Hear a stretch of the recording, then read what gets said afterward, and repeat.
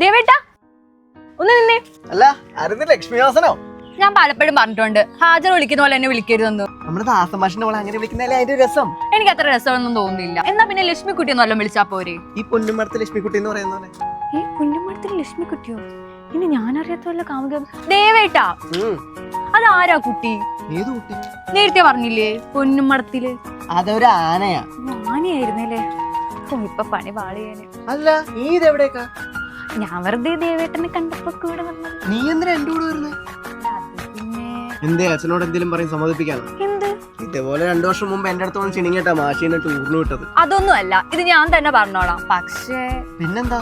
ആദ്യം ദേവേട്ടന്റെ സമ്മതം വേണം. എന്താ സമ്മതോ? എന്തിന്? അത് എനിക്ക് ദേവേട്ടന് ഇഷ്ടമാ.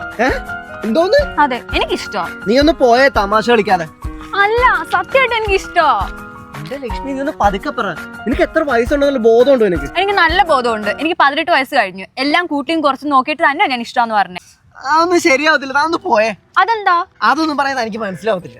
അതെന്താ എനിക്ക് മനസ്സിലായാലും? ഞാൻ കൊച്ചുകുട്ടിയൊന്നുമല്ല. എന്റെ വീട്ടിൽ ഞാൻ തന്നെ പറഞ്ഞ് സമ്മതിപ്പിച്ചോളാം. പിന്നെ ഏജ് ഗ്യാപ്പാണ് പ്രശ്നമെങ്കിൽ നമ്മൾ തമ്മിൽ 5-6 വയസ്സിന് ഡിഫറൻസ് അല്ലേ ഉള്ളൂ. എന്റെ അപ്പനും അമ്മയും തമ്മിൽ 9 വയസ്സിന് ഡിഫറൻസ് ഉണ്ട്. അത്രയൊന്നും ഇല്ലല്ലോ. എന്തൊക്കെ പറഞ്ഞാലും ഇത് ശരിയാവത്തില്ല. അതെന്താ? തനിക്കിനി ഇഷ്ടമല്ലേ? അത് തന്റെ മറ്റേ ഗായത്രി